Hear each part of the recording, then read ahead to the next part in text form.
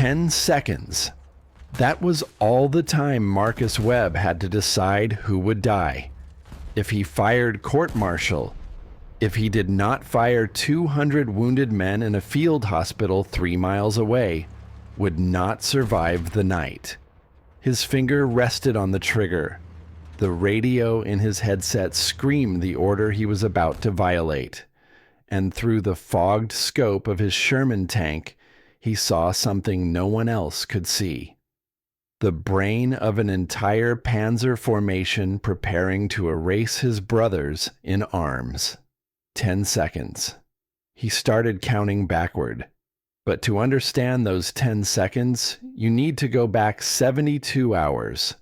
Back to when Marcus Webb was still the kind of man who never disobeyed orders.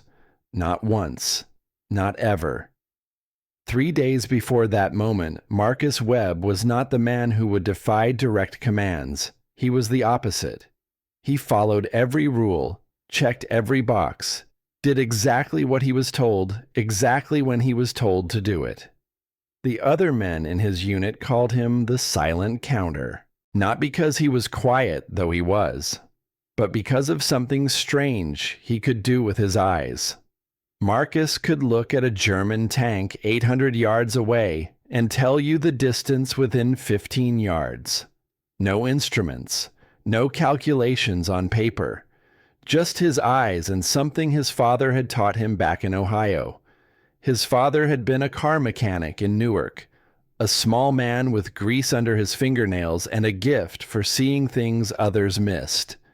He taught young Marcus to read distance by the way light reflected off metal, how a chrome bumper looked at 50 feet versus 100, how sunlight bent differently across curved surfaces depending on range.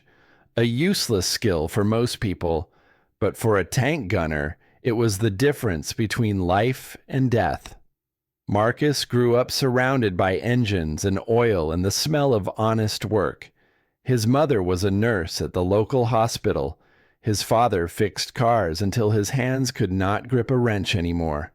There was no money for college, no grand ambitions, just the quiet certainty that you did your job and you did it right. When Pearl Harbor happened, Marcus did not wait to be drafted. He walked into the recruitment office 3 days later, not for glory, not for adventure, because it was the thing that needed to be done. The Army sent him to Fort Knox for tank training. He scored average on marksmanship tests.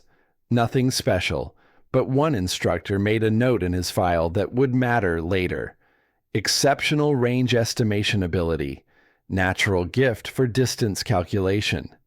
Nobody thought much of it at the time. Just another farm kid from Ohio who could eyeball distances better than most. They assigned him to a Sherman crew as the primary gunner and shipped him to England to wait for the invasion. He landed on Utah Beach on June 6, 1944. Unlike Omaha, it was not a slaughter. His unit made it inland with minimal casualties. Marcus thought maybe the war would not be so bad after all. He was wrong. The days after D-Day were hell. Not the dramatic hell of beach landings, but the slow grinding hell of the bocage. The hedgerow country of Normandy. Ancient earthen walls topped with dense vegetation. Perfect cover for German defenders. Nightmare terrain for American tanks. In the bocage, you could not see 20 feet ahead. The enemy could be hiding behind any hedge, any wall, any farmhouse. One moment, silence. The next moment, a Panzerfaust rocket turning your tank into a crematorium. And this is where Marcus learned the truth about his Sherman tank. The truth the Army never mentioned in training. The truth that made experienced tankers laugh bitterly when new replacements called the Sherman a flying fortress. The American soldiers had another name for it, Ronson. Like the cigarette lighter famous for its slogan, lights every time. The Sherman was not a fortress. It was a death trap. The numbers told the story. Front armor on a Sherman 51 millimeters. Front armor on a German Tiger, 102 millimeters. The Sherman's 75 millimeter gun could not penetrate a Tiger's front armor at any distance. The Tiger's 88-meter gun could punch through a Sherman from 2,000 yards away. The math was brutal and simple. To kill one Tiger, American forces typically lost 5 Shermans, 20 men. That was not tragedy. That was just arithmetic. The tragedy was that every man inside those 5 Shermans knew the equation before they climbed in. Marcus learned this truth on June 8th, 2 days after landing. His unit was supporting infantry through a village called St. Martin. Everything seemed quiet. Then a Tiger appeared at the end of the main road like a monster stepping out of a nightmare. 2 Shermans opened fire immediately. Their rounds bounced off the Tiger's front armor like pebbles off a boulder. The Tiger fired twice. 2 Shermans exploded. 8 men dead in less than 10 seconds. Marcus watched from 300 yards away, helpless as his countrymen burned alive inside their machines. He could hear them screaming over the radio. The sound lasted 11 seconds before it stopped. That night, he could not sleep. He kept seeing the flames, kept hearing the screams, kept doing the math in his head. How many Shermans would it take to win this war? How many men would burn? But there was another problem, something beyond the weak armor and underpowered guns, something that would cost even more lives in the weeks ahead.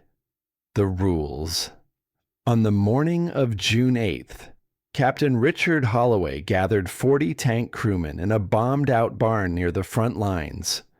Holloway was 35 years old, a former lawyer from Boston who had transferred from the infantry to armor command. He had a reputation for 2 things: absolute discipline and zero tolerance for improvisation. He stood before them with a map on a broken table and a voice like cold steel. "No one fires without confirmation from command. I do not care what you think you see. I do not care how close they are. You do not pull that trigger until I or someone above me tells you to pull it. Is that clear?" The men nodded. Marcus nodded. Holloway continued. "In this fog, in these hedgerows, a supply truck can look like a Panzer. A French farmer can look like an SS soldier. One wrong shot can kill our own men. One wrong shot can reveal our position to German artillery.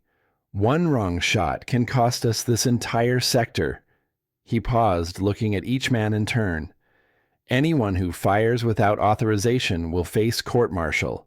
No exceptions, no excuses. Do I make myself understood?" "Yes, sir," the men said in unison. Marcus understood. The rules made sense. In the chaos of combat, friendly fire killed almost as many men as the enemy. Discipline was the only thing separating an army from a mob. He would follow the rules. He was Marcus Webb. He always followed the rules. What he did not know was why Holloway was so rigid about this particular order. The reason behind the captain's obsession with fire discipline. That story would come later, told in whispers by a sergeant who had known Holloway before Normandy. And it would change everything Marcus thought he understood about rules and the men who made them.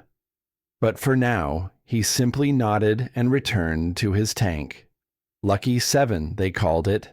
The white number 7 painted on the turret. His crew of 4. His metal coffin with a gun. The next 3 days would teach him what the rules really cost. June 8th. The first lesson. Marcus spotted the Panzer IV through a gap in the hedgerow at exactly 4:17 in the afternoon.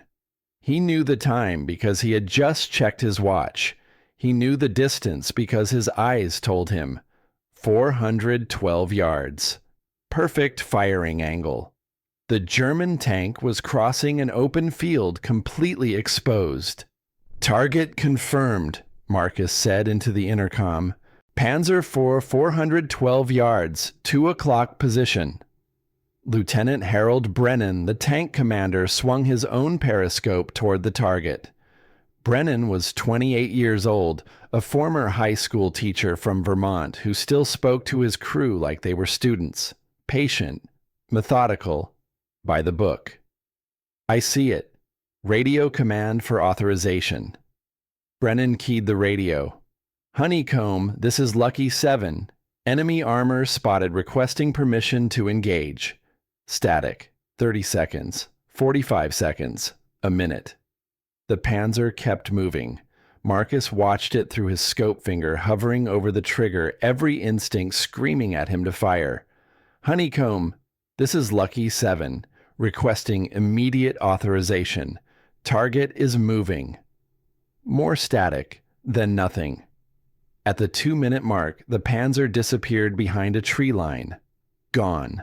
The authorization came 4 minutes after the initial sighting. 4 minutes too late. That night, word reached their position. That same Panzer had ambushed a supply convoy 2 miles east. 7 Americans dead. Among them was a private named Jimmy Kowalski, who had lent Marcus a cigarette that morning and asked him to pay it back later. Marcus lay in his bedroll staring at the stars. Jimmy would never ask for that cigarette now. And Marcus could not stop wondering, if he had fired 4 minutes earlier, would Jimmy still be alive? June 9th, the second lesson. They were supporting infantry through a village. Routine sweep. Clear the buildings, check for snipers, move on. Marcus scanned the terrain through his scope, looking for threats. Movement in a barn. 60 yards to the left. Something metallic caught the light. Lieutenant movement in that barn. Could be a Panzerfaust. Brennan looked. Could also be civilians hiding. Hold fire. I will request confirmation. The radio crackled. Questions were asked. Answers were demanded. The minutes crawled by like wounded men. 10 minutes later, the confirmation was still pending.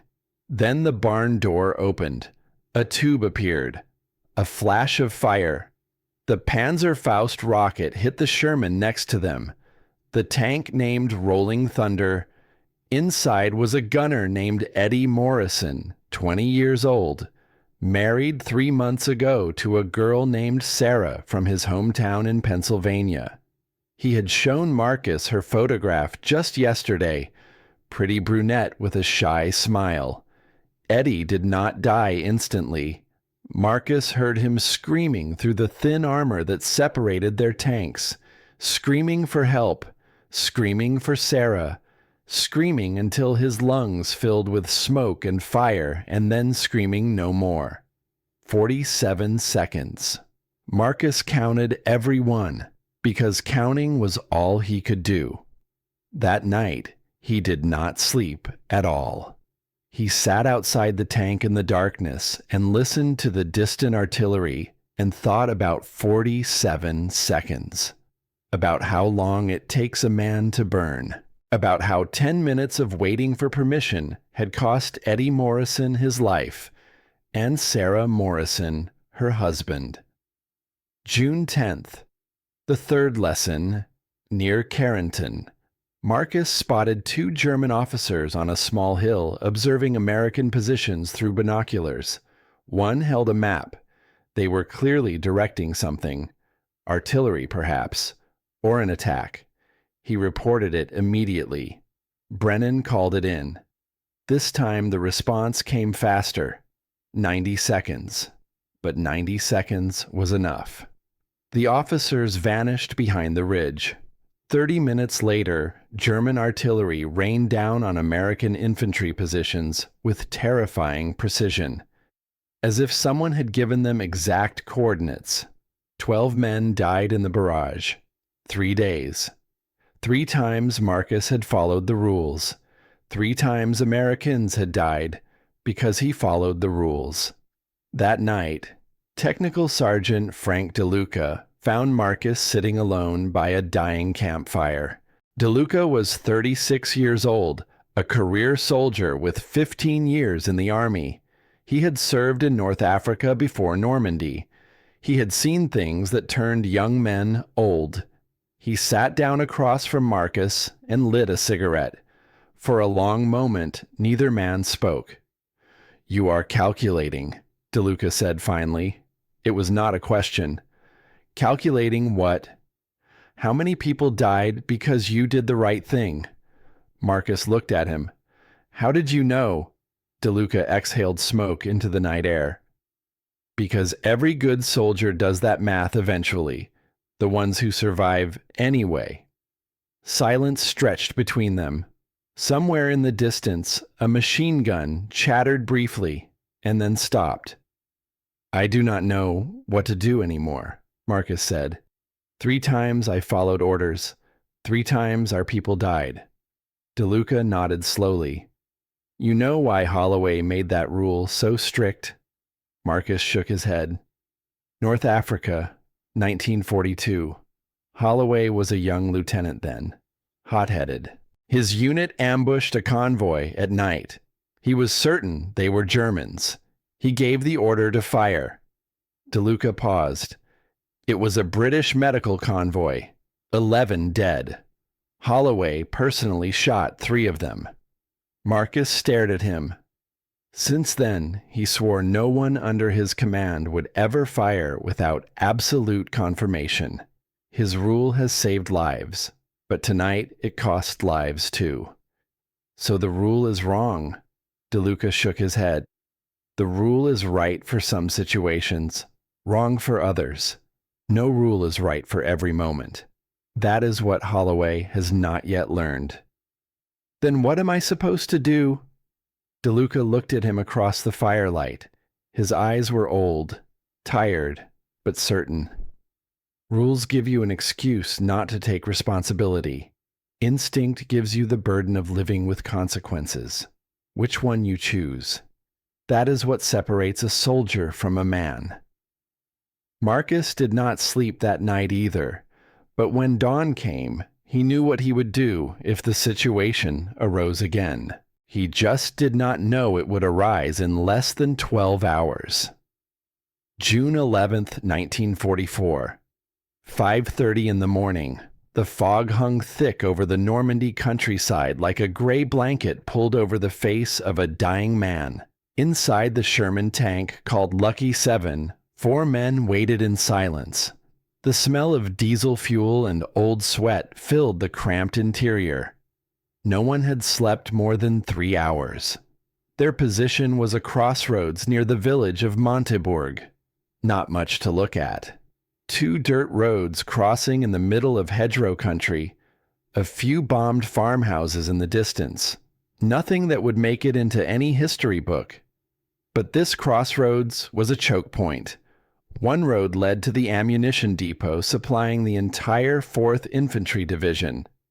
The other led to a field hospital where 200 wounded American soldiers lay waiting for evacuation. Men with missing limbs, men with holes in their stomachs, men too broken to move on their own. If the Germans took this crossroads, they could cut both lifelines in a single stroke. No ammunition for the division, no rescue for the wounded. A tactical disaster that could stall the entire Normandy campaign. Lucky 7's mission was simple. Hold position. Observe. Report. Do not engage unless attacked or ordered.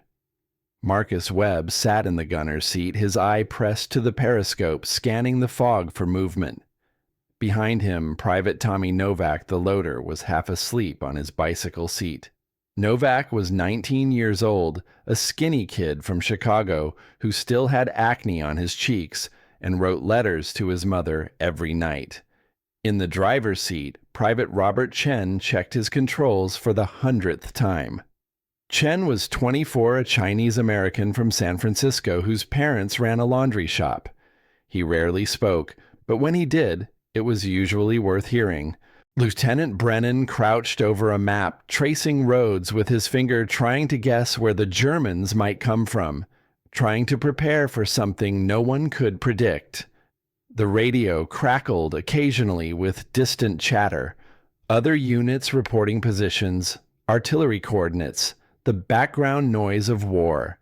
Marcus kept scanning, left to right to left. The fog was beginning to thin as the sun rose higher. Shapes emerged slowly from the gray.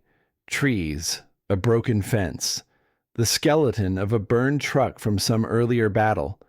And then he saw it. At first, just a shadow. A dark shape moving through the mist about 600 yards to the east. Marcus blinked, adjusted his periscope, and looked again. Not a truck, not a half-track. Something else. The fog parted for a moment like curtains opening on a stage, and Marcus Webb stopped breathing. It was a tank, but not like any tank he had seen before. The body was low and rectangular. There was no turret, no main gun visible.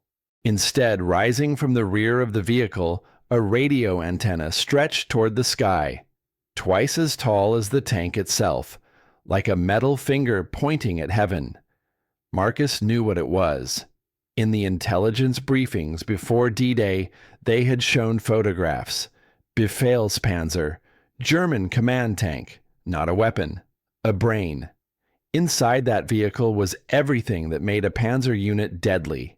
Enigma-coded radios, detailed maps of American positions, officers with the authority to direct an entire armored battalion. Destroy a Befehlspanzer and you did not just kill a few men, you paralyzed the entire formation. But command tanks never operated alone. Marcus swung his periscope right. His stomach dropped. Behind the Befehlspanzer, emerging from the tree line like wolves from a forest, came the hunters. One Panzer IV, then another, then a third. A half-track full of infantry. A fuel truck, 5 escort vehicles plus the Befehlspanzer, 6 in total.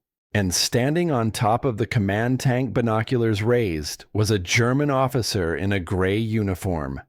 600 yards away, Captain Werner Hoffmann surveyed the terrain with the careful eyes of a man who had survived 3 years of war. Hoffmann was 42 years old. Before the war, he had taught history at a gymnasium in Munich. He loved books and music and long walks in the Bavarian Alps with his wife. He had a daughter named Liesel who was 8 years old and who believed her father was the bravest man in the world. He did not want to be here. He did not hate Americans. He simply wanted to do his duty and go home. In his pocket was a letter he had started writing last night. My dearest Liesel, I will be home before Christmas. I promise. He had not finished it yet. There was still time. Hoffmann lowered his binoculars and studied the map in his hands. 3 red circles marked the targets. Delta 3, the American Ammunition Depot. Delta 7, the Field Hospital. Delta 11, the Communications Center. The attack was scheduled for ZO 600 tomorrow, less than 24 hours away. His job this morning was to move the formation into position, to find the best approach routes, to prepare everything for the assault that would cripple the American 4th Division. He raised his hand ready to signal the tanks forward. He did not know that 600 yards to the west, a 23-year-old gunner from Ohio was watching him through a scope. Counting the distance with eyes trained by a car mechanic father in a small-town garage. He did not know that in the next 5 minutes, his letter to Liesel would never be finished. Inside Lucky 7, Marcus found his voice. Lieutenant, target confirmed. Befehlspanzer at 587 yards, 2 o'clock. 5 vehicles in support. Brennan jerked upright from his map. He swung his periscope toward the target, and his face went pale. My God. Radio honeycomb immediately. Brennan grabbed the radio handset. Honeycomb, this is Lucky 7. Enemy armor formation spotted. Befehlspanzer with 6 tank escort. Requesting permission to engage. Static. The seconds stretched like hours. Marcus watched the German officer through his scope. The man was pointing now, gesturing toward the west, toward the direction of the field hospital. Honeycomb, this is Lucky 7. Enemy formation appears to be preparing movement toward Delta 7. Repeat Delta 7. Request immediate authorization. More static. Then Holloway's voice, cold and flat. Lucky 7, hold fire. Repeat, hold fire. Wait for reconnaissance confirmation. Do not engage. Marcus felt something twist in his chest. The same feeling he had felt 3 times in the past 3 days. The feeling of watching disaster approach while his hands were tied. Lieutenant, they are pointing at the hospital. They are planning something. Brennan's jaw tightened. I know, but orders are orders. 3 minutes passed. The German tanks began starting their engines. The sound rumbled across the fields like distant thunder. Marcus watched the officer climb onto the roof of the command tank, watched him raise his binoculars and scan the western horizon, watched him prepare to give the order that would send 6 tanks rolling toward 200 helpless wounded men. His finger touched the trigger. Not yet. Not yet. But soon. Brennan tried one more time. Honeycomb, this is Lucky 7. Situation critical. Enemy formation is moving. Request immediate authorization to engage. The radio crackled. Then Holloway's voice, harder than before. Lucky 7, this is the last time I will say this. Hold fire. That is a direct order. Reconnaissance is en route. Anyone who fires without authorization will face court-martial. Do you understand? Brennan closed his eyes for a moment. Understood. Honeycomb. Lucky 7 out. He turned to Marcus. His face was the face of a man trapped between duty and disaster. I am sorry. I cannot. Marcus did not respond. He was watching the German officer through his scope. The man had raised his hand, ready to signal, ready to send 6 tanks toward the hospital where 200 Americans lay broken and helpless. In Marcus's mind, everything slowed down. He saw Eddie Morrison burning alive. 47 seconds of screaming. He saw Jimmy Kowalski, who would never ask for his cigarette back. He saw 12 infantrymen torn apart by artillery that someone had guided with perfect accuracy. He heard DeLuca's voice from the night before. Rules give you an excuse. Instinct gives you the burden. He did not want excuses anymore. He was ready for the burden. Marcus took a slow breath. His father had taught him to breathe before making any important measurement. Steady hands. Clear eyes. Trust what you see. 587 yards.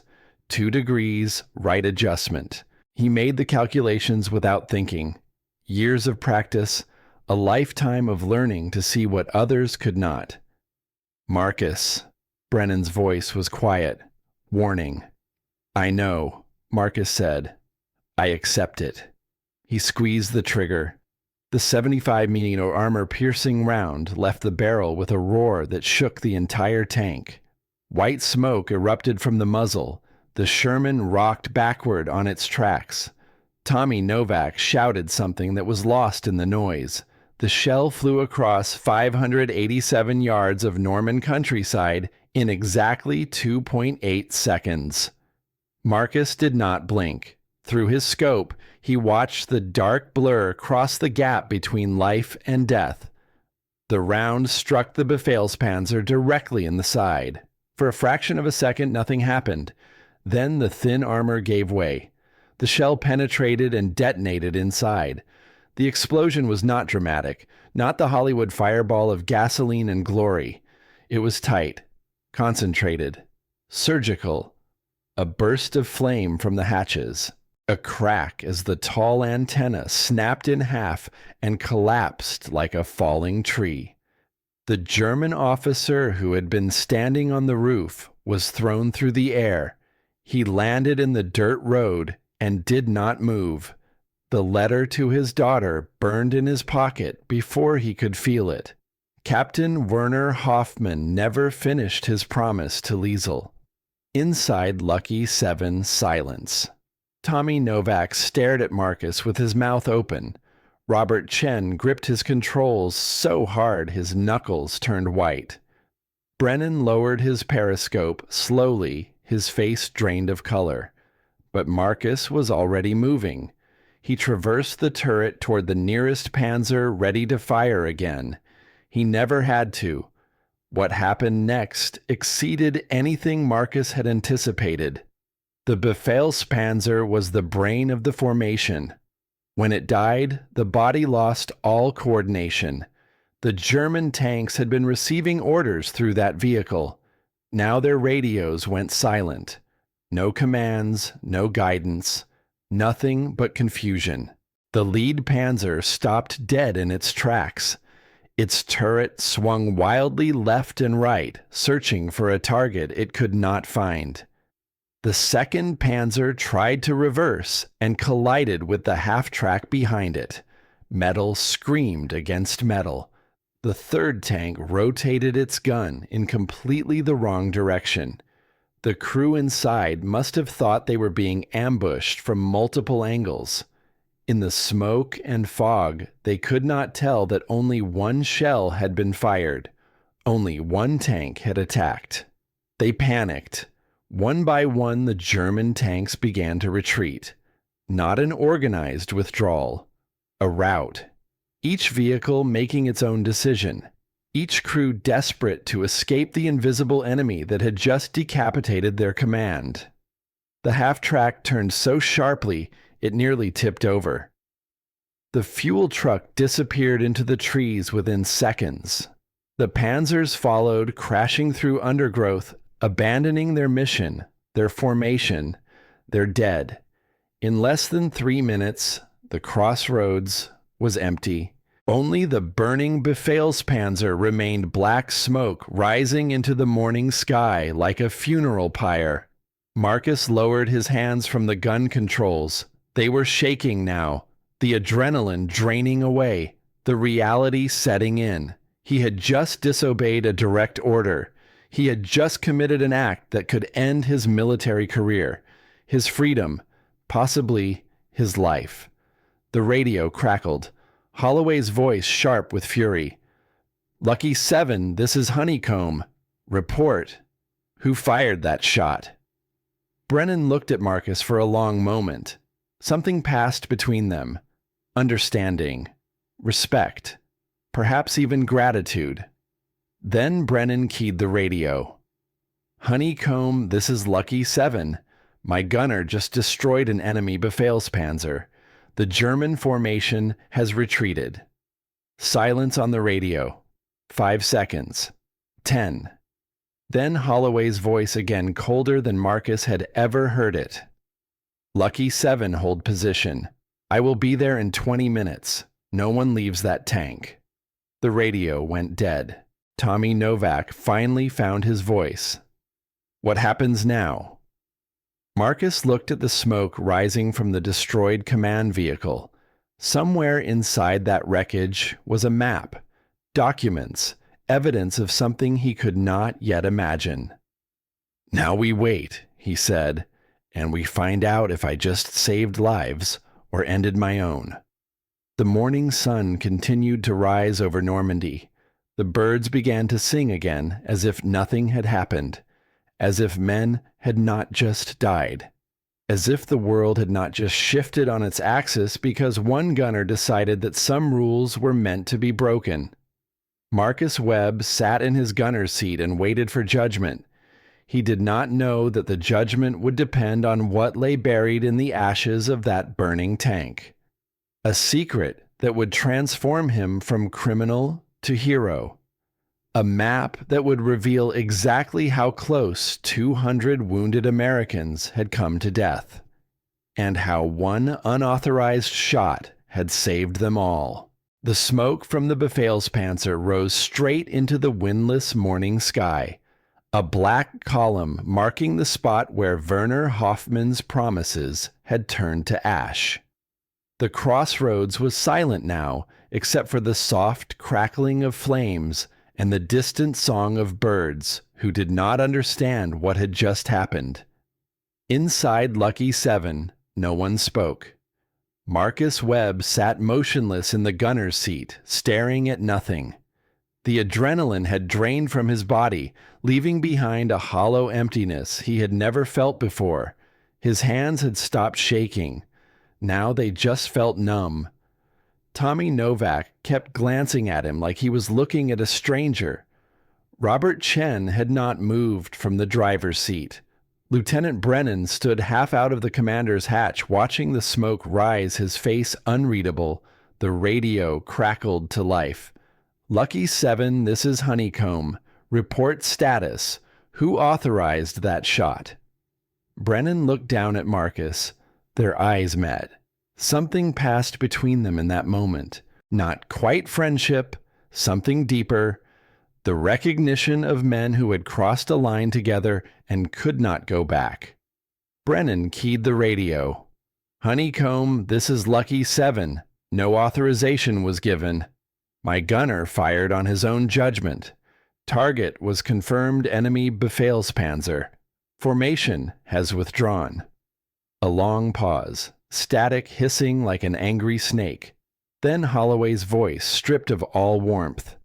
Lucky 7, remain in position. I am en route. No one leaves that vehicle. Acknowledge. Acknowledged Honeycomb. Lucky 7 out. Brennan dropped back into the tank. He looked at Marcus for a long moment. You know what comes next? Yes, sir. Court-martial, maybe prison, maybe worse. Yes, sir. Brennan nodded slowly. Then he said something Marcus did not expect. For what it is worth, that was the best shot I have ever seen. Marcus almost smiled. Almost. Captain Richard Holloway arrived at 9:15 in the morning. He came in a jeep with 2 staff officers and a face that could have been carved from granite. He did not look at the burning wreckage. He did not acknowledge the retreating enemy. He walked straight to Lucky 7 and stood before it like a judge before a condemned man. Who fired? Marcus climbed out of the tank. He stood at attention, eyes forward, spine straight. The morning sun was warm on his face. The smell of burning metal filled his nostrils. I did, sir. Holloway stepped closer, close enough that Marcus could see the vein pulsing in his temple. You heard my orders. 3 times I said, hold fire. Yes, sir. And you fired anyway? Yes, sir. Holloway's voice dropped to a whisper more frightening than any shout. Do you have any idea what you have done? Disobeying a direct order in combat is punishable by death. I could have you shot, right here, right now, and no one would question it. Marcus held his gaze. I understand, sir. Then why did you fire? Marcus took a breath. This was the moment, the question he had been asking himself for the past hour. The answer that had been forming in his mind since he watched Eddie Morrison burn. Because I saw what was going to happen, sir. Not what might happen. What was going to happen. And I could not watch it happen again. Holloway stared at him. For a long moment, neither man moved. Then the captain turned away.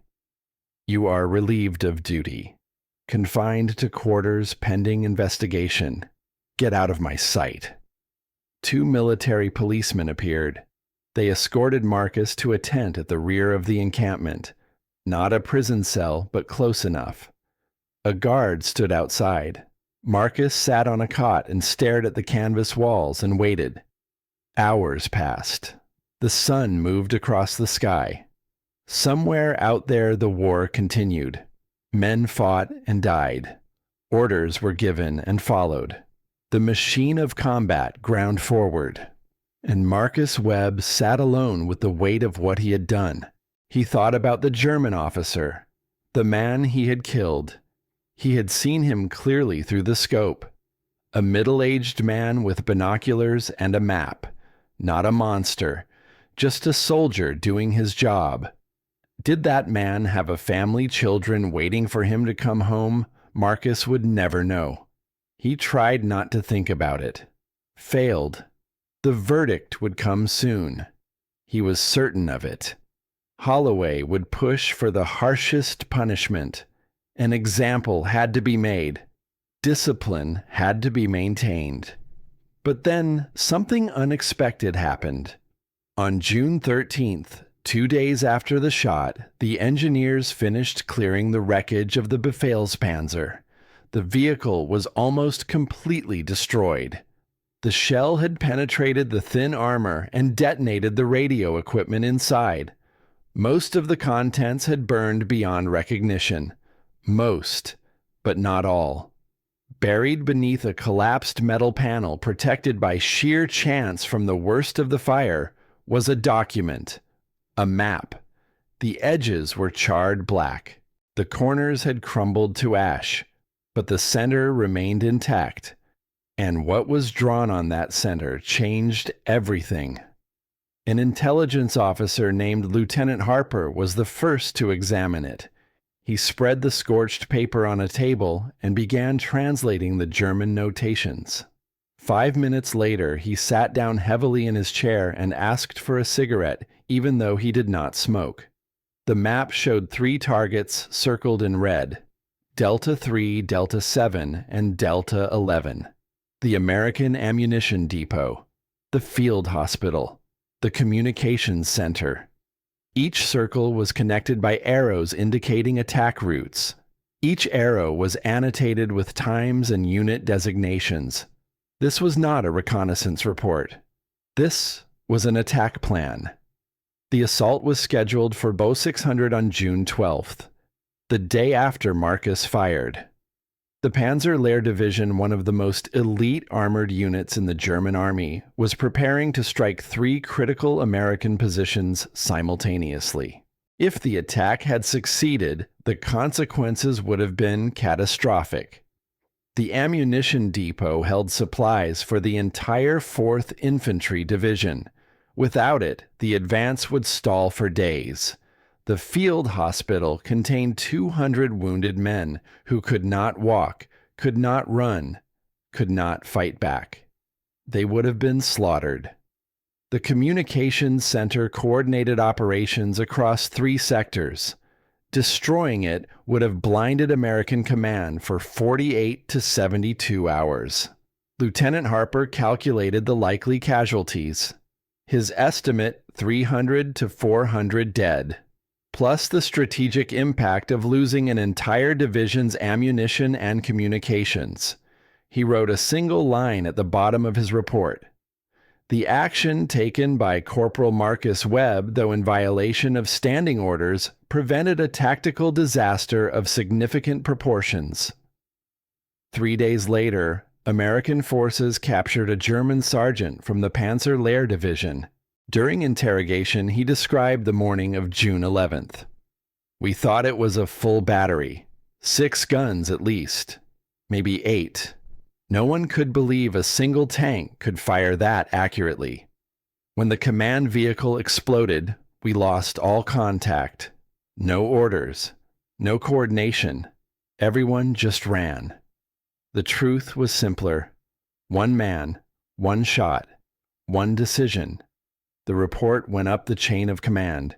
It reached Major William Garrett, the battalion commander, by nightfall. Garrett read it twice. Then he called for Captain Holloway. June 14th. The judgment. Marcus stood at attention in the command tent. Major Garrett sat behind a field desk covered with maps and reports. To his left, Captain Holloway. To his right, a legal officer from division headquarters. The air inside the tent was thick and hot. Sweat ran down Marcus's back. He kept his eyes forward and waited. Garrett spoke first. "Corporal Webb, you have been accused of disobeying a direct order in combat. This is a serious charge. Do you have anything to say in your defense?" Marcus had thought about this moment for 2 days. He had rehearsed speeches, explanations, justifications, but now standing here, none of them seemed right. "No, sir. I disobeyed the order. I accept the consequences." Garrett nodded slowly. He picked up a piece of paper from his desk, the intelligence report. "Captain Holloway, your recommendation." Holloway was silent for a long moment. Marcus could feel the captain's eyes on him, the weight of judgment. "Sir, I have spent my entire career believing that discipline is the foundation of an effective army. Without discipline, we are nothing but an armed mob." He paused. "But I have also read the intelligence report. I have seen the map. I have calculated what would have happened if Corporal Webb had followed my order." Another pause, longer this time. 300 men, sir. Maybe 400. Dead because I told a gunner to wait for confirmation that would have arrived too late. Holloway turned to look directly at Marcus. Something had changed in his eyes. The coldness was still there, but beneath it, something else. Recognition, perhaps, or respect.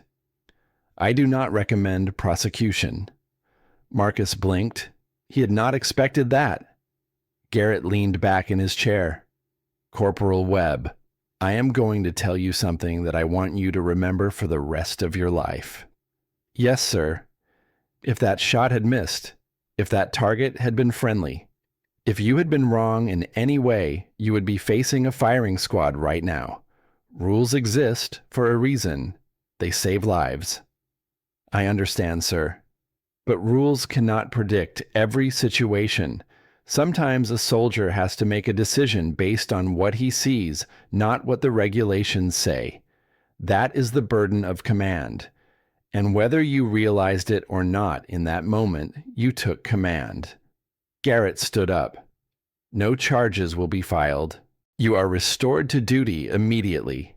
Additionally, you will receive the Bronze Star for your actions on June 11th. No ceremony, no publicity, just a quiet recognition of what you did." Marcus swallowed. "Sir, I do not need a medal." Garrett smiled slightly. The first smile Marcus had seen from any officer in days. "I know. But 200 men in that field hospital might want you to have it." That night, Marcus sat alone by a campfire behind the motor pool. The flames crackled and popped. Somewhere in the distance, artillery rumbled like a summer storm. Footsteps approached. Captain Holloway emerged from the darkness and sat down on a log across from him. Neither man spoke for a while. The fire cast dancing shadows on their faces. "I read the full report," Holloway finally said. "The first attack arrow on that map. It pointed directly at the field hospital." "I know, sir. If you had not fired, those tanks would have reached their staging positions. The attack would have launched at dawn. 200 wounded men." "Yes, sir." Holloway stared into the flames. "Do you know why I created the hold fire rule?" "Sergeant DeLuca told me. North Africa, the British convoy." Holloway nodded slowly. "I killed 3 of them myself. Allies, friends, because I was so certain I was right." He looked up at Marcus. "I swore I would never let anyone under my command make that mistake. Your rule has saved lives, sir." "It has, but it almost cost more." Holloway stood and brushed dirt from his trousers. "I still believe in discipline, Webb, but I learned something these past few days." "What is that, sir?" Holloway looked at him with eyes that seemed older than they had been a week ago. "Discipline gives us structure." but judgment gives us direction. A good soldier needs both, and knowing when to set one aside for the other. That is what separates a soldier from a true warrior." He walked away into the darkness without another word. Marcus Webb continued fighting through Normandy, through Paris, through the Ardennes. He knocked out 6 more enemy vehicles before the war ended, but no shot ever felt like the one on June 11th. He returned to Ohio in the fall of 1945, married his high school sweetheart, Margaret, opened a small garage in Newark fixing cars like his father had done. In his closet, he kept a small box. Inside was the bronze star he never displayed, a faded photograph of the Lucky 7 crew, and a fragment of a burned map with a red arrow pointing toward a place called Delta 7. His children never knew what their father had done in the war. When they asked, he would simply say he was a tank gunner, shot a few rounds, came home. In 1987, a military historian researching the Panzer Lehr Division found records of an attack that was never launched. He traced the story back to Marcus Webb, then 66 years old, still working part-time at his garage. "Mr. Webb, do you know how many people your shot saved?" Marcus was quiet for a long time. At least 300 directly. Perhaps thousands if you count the strategic effects. Marcus looked out the window at the Ohio sky. "I never counted. I only remember the ones I could not save. Eddie, Jimmy, the 12 men the day before. They stay with me more than the ones who lived." The historian asked one final question. "Do you regret firing without orders?" Marcus turned to look at him. His eyes were clear, certain. Not one single day. Marcus Webb died in 2003 at the age of 82. His obituary in the local paper mentioned only that he was a World War II veteran. But in the box his son found after the funeral, there was a handwritten note on a scrap of paper.